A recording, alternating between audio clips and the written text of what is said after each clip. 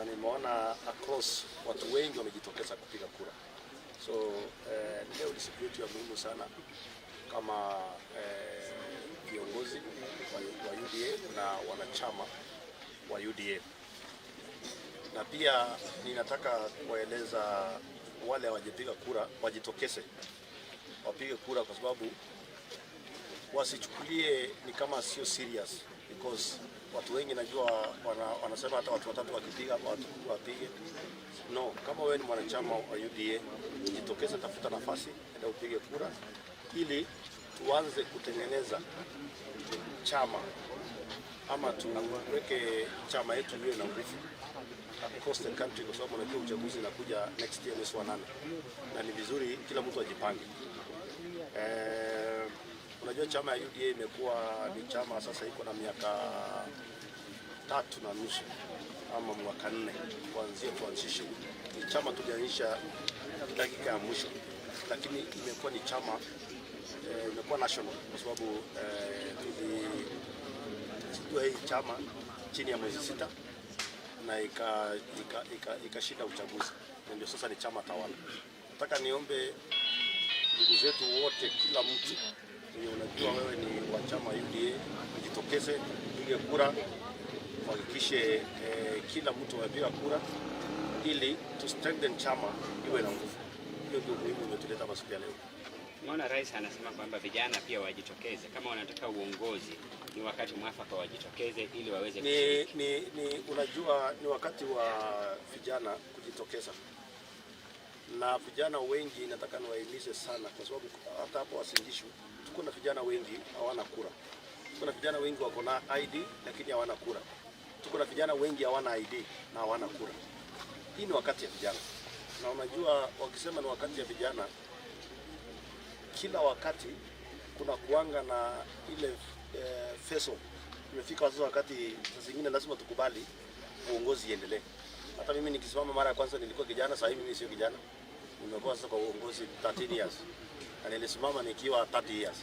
So vijana ni akina huyu senator alichaguliwa juzi Chemitei, senator wa Baringo. So tunataka tuimize vijana wetu wakati kura na waombe viketi.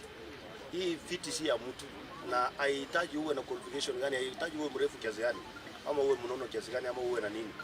Kila mtu ajitetee, aombe kura na wakati ya vijana. Hiyo ni ukweli.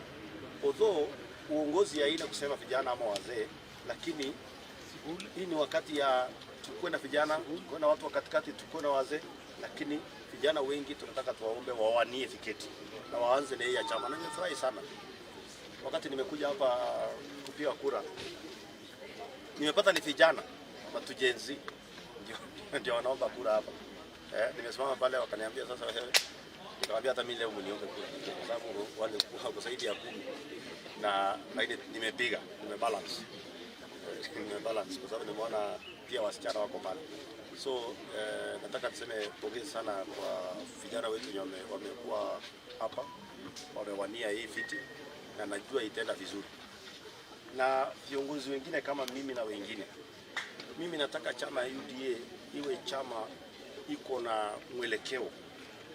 Mimi mwenyewe personally sitawania kiti yote ya UDA kwa sababu mimi ni mjumbe tayari, na hao vijana wameomba kiti hapa nyumbani, ni wa hapa nyumbani.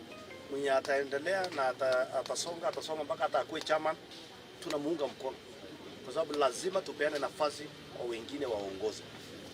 Na ndio unaona watu wengi wanang'ang'ana. Mwenye wanang'ang'ana kuomba, mwenye ako na interest sawa. Lakini high personally kama Sudi, mimi siwani kiti yote, siwezi influence anything about UDA. Nataka tu ni make sure watu wote wanapiga kura kwa njia nzuri, kwa sababu yoyote atachaguliwa ni wetu. Awe nani, awe ni wa kutoka wapi, hatuna kusema ati huyu ni wa fulani, huyu ni wa fulani. Mwenye atachaguliwa ni wetu wa chama ya UDA. Hiyo ndio msimamo wangu. Gachagua amekashifu sana serikali kwa matamshi yake jana. Mambo na shule ameanza kuleta na kuingiza siasa. Wanyama, ukiniuliza maneno ya Gachagua ni kama kulamba matamshi matapiko. Unajua ule mtu ni mtu mjinga na imefika tumuite mjinga. Hatuna heshima naye pia sasa, kuanzia sasa, kwa sababu kila siku anapoongea anaongea mambo hayana maana yoyote. Sasa ukisikia mtu amerudi mpaka sasa anasema ati shule kama hii yangu ya Lemok, ati hii shule sasa itakuwa hii kijiji. Mtoto asitoke Tuyo ama mtoto asitoke Kapseret Center ama mtoto asitoke Langas. Hiyo ni ujinga ya hali ya juu. Na nafikiri Gachagua ni mgonjwa. Na tusiongee juu yake tena. Kula anafaa kupelekwa hospitali. Na tunataka tuombe Pastor Dorcas kwa heshima kubwa na kwa kumjali, kwa sababu mimi sasa nimefika mahali sasa tuanze kujali Gachagua. Tumumjali kama Wakenya. Ampeleke hospitali mzuri, apimwe. Na ule mtu akifika kwa hospitali akipimwa, awezi akatoka kwa hiyo hospitali. Ataambiwa wewe ni customer wa hapa. Kwa sababu that guy is sick. Yeah? So mambo ya Gachagua ni mambo ni kama kuongea ni kuturudisha nyuma. Tuongee mambo ya maendeleo, tuongee mambo ya ujenzi, tuongee mambo ya chama soba kama UDA na watu wengine na watu wako na ideas. Kwa sababu sasa unaona Gachagua amefika pale sasa amesema hii mashule. Niambia Gachagua, wacha kudrag watu wa Mount Kenya kwa ujinga yako. Anajaribu kuweka watu wa Mount Kenya kwa matope. Wewe ingia kwa matope yako mwenyewe, wacha kuingisha wananchi, wacha kuingisha watoto wadogo, wacha kuingisha mashule. Tulimane na mimi na wengine. Na unajua nani Gachagua anaongea na shida ya Gachagua kubwa, I think ni experience. Mtu kwa mjumbe mwaka 5 alafu akakuwa deputy president, power ikamungia kichwa mbaya ikatoboka, mbaya ikatoboa ubongo. Ndio unaona ndio ule sasa kwa nyumbani sio mzee wa mitaa, sio chairman wa DIP, sio subchief, ni mtu tu anaropoka pale. Na vile nilisema jana, ungeona pia ukimchunguza vizuri, hata ukiona macho yake, labda kama anafuta bangi usiku sijui, lakini ukiona macho imefura, uso umefura kwa sababu ya pressure. Ni vizuri aangaliwe na watoto wake na mama Dorcas apeleke hospitali. Kwa sababu yule mtu sio normal. Na usiai niulize maswali ya Gachagua siku nyingine, ni mtu mjinga. Lakini tuliona ameweka helmet, tumeona ameweka military, watu wake ndio wanagonga magari, wanasema ni serikali. Ni mwenda wa simu. Unajua anatusi watu, unajua you cannot provoke people and then unataka tu kutembea na unataka kujifanya sasa ati kila kitu ni serikali. Yeye anachukua kila mahali. Nilikuwa naona jana anatusi Waiguru, ile siku nyingine alikuwa anatusi Sisili, ile siku nyingine alikuwa anatusi. Sasa unajua mimi sijaona mwanaume anatusi wanawake. Huyo mtu ni mjinga excess. Mtu ni mjinga excess. Kuna swali lingine?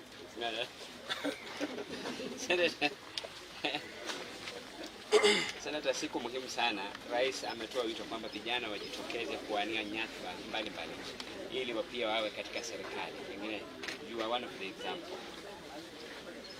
Kwanza kabisa leo ni siku muhimu sana kwa chama chetu cha kitaifa, chama cha UDA, kwa sababu tunaenda kufanya uchaguzi ili tuweze kupata wawakilishi wa chama chetu kuanzia kule mashinani tukielekea kule juu.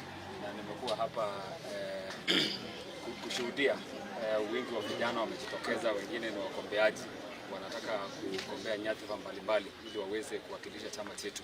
Na mimi ninawa encourage, ninawatia moyo waendelee kushikilia na kupigania nafasi zenye ziko available katika chama chetu. Sisi pia kule Baringo, mimi leo pia ningekuwa kule nyumbani ili niweze kuweza kupiga kura yangu kuchagua wenye watawakilisha chama chetu. Lakini Baringo ni miongoni mwa counties ambayo tuko na challenges kidogo. Some parts of Baringo kuna polling station yenye tumepostpone, tunapiga next week. So those postponed polling stations is among my polling station. So mimi nilikuwa nimekuja tu hapa matembezi nikiwa na kiongozi mjumbe wenu, nikasema waje nitembee hapa nishuhudie vile mambo ya uchaguzi inafanyika, na nimeshuhudia hali ya utulivu, vijana wako sawa, vijana wa nyumbani wamegombea, na nimeweza kuwaoji miongoni mwao, na wamesema yeyote atakayeepuka kuwa mshindi sisi tutaweza kuunga mkono, kwa sababu wote pia ni watu wa chama na hakuna mtu wako na nia mbaya. Atashinda, wamesema watamshikilia na kuendelea kufanya ile uchaguzi kwa ile level ya juu. So nyinyi mfanya kazi mzuri, na chama chetu ya UDA ni chama cha kitaifa, si chama cha village kama ya wale wengine. Kwa Kenya mzima leo imefanya uchaguzi, na pale mbele hii ndio chama itashikilia serikali, hii ndio chama ya hapo kesho. Mimi nikisimama hapa, mimi ndio nimetoka uchaguzi chuzi na nilichaguliwa kwa chama cha UDA, na wakati tulimaliza nomination sisi kule Baringo ni UDA zone. Wakati tulimaliza nomination ya UDA, mimi siasa tulimalizia nomination, na hata 2027 ile election tutafanya ya nomination, atakayeibuka kwa kushinda tikiti ya UDA hawa ndio watawakilisha na watachaguliwa. So mimi nawatakia mazuri wale wote ambao wameweza candidates. Mimi the best candidate win, na wenye watashinda na wenye watashindwa, tuendelee pamoja na kushikilia chama chetu. Hivi karibuni rais amekuwa kwako Baringo, akaahidi maendeleo kemkem, mengine ishaanza tayari. Pengine kama kiongozi, what is your value addition? Unajisikiaje kwa wananchi? Kwanza kabisa najisikia vizuri, nashukuru wananchi wa Baringo kwa kuchagua kunipatia hiyo nafasi. Jana tumekuwa na Mheshimiwa Rais wa Jamhuri ya Kenya, amekuja kuzindua mambo mengi ya maendeleo, na sisi kama Baringo tunafurahia. Tumeona matunda ya serikali, na sisi kama Baringo tutashikilia, na 2027 tutachagua serikali bila hata kuitisha Mheshimiwa Rais akuja afanye siasa kule Baringo, kwa sababu sasa tumeshuhudia wingi wa maendeleo. So mimi kama senator wa Baringo nitachangia kushikana na viongozi, nitachangia kwanza, unajiwanga responsibilities ama duties ya senator ni kufanya mambo ya oversight, kupigania resources, lobbying resources kuja county na kufanya mambo ya oversight. So mimi kama senator nitasimama kulinda mali ya umma, mali ya wananchi wa Baringo, kufanya kazi yangu ya oversight ili ni make sure kwamba ile rasilimali ama kitengo cha pesa ambayo tunapewa kama county na serikali kuu, mimi nitasimama ni make sure kwamba hiyo pesa imeweza kufanya project ile inahitajika, na yale projects ambayo serikali wananchi wamepitisha kwa public participation, mimi nitaweza kufuatilia mpaka nihakikishe kwamba yale projects wametengwa ama wamepitishwa na wananchi itaweza kufanyika kama senator. When first time kweli unachapa kama 3 times.